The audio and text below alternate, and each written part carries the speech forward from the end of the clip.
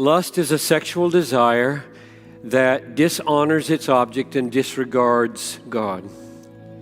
Disregards the promises and the warnings of having or losing the beauties of Christ. The lusted after woman or man in your head or on the screen or on the street is dishonored, not treated as a sacred, precious, eternal person in the image of God, whose eternal destiny is always paramount and whose holiness we either long for or ignore.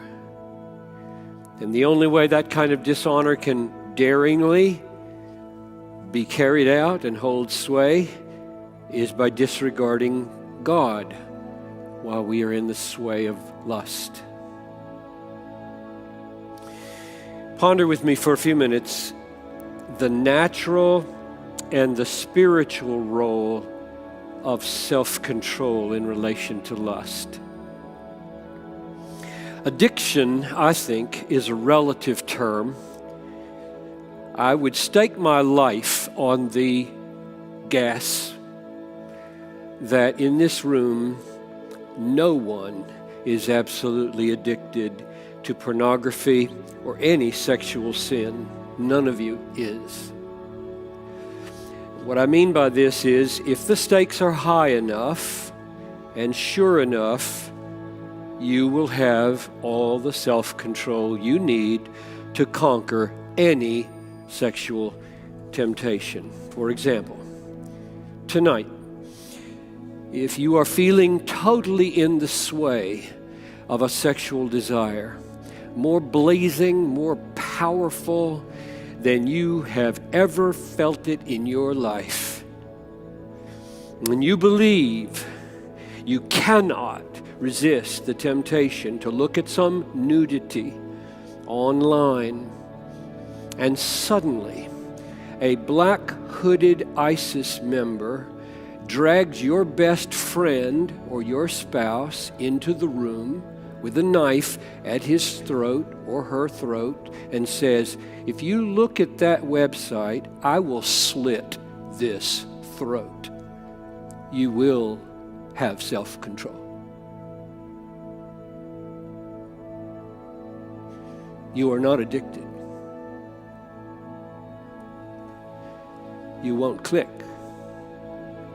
Or if a man walks into the room and says, "If you look at that nudity, I will not give you the $1 million that I have in this bag, cash, tax-free, but if you do not look at that nudity, I will give you a satchel with $1 million in cash." You will have total self-control. Yes, you will. You are not addicted to that moment. Addiction is a relative term. The fact is, 99%, I'm just leaving 1% for wild pathological cases that I cannot imagine. The fact is, 99% of those who give way to lust in pornography or fornication or adultery are not decisively controlled by their sexual desire. They are decisively controlled by what they believe. What they believe will happen if they act on the lust or don't. That's what controls them. What they believe, not the sexual desire. That's the excuse. The decisive issue is whether they believe the stakes are high enough and sure enough. If they are sure the friend will die a gruesome death, they will have self-control. If they are sure enough, and that's real money in there, and it's really tax-free, and it isn't stolen goods, they will have self-control.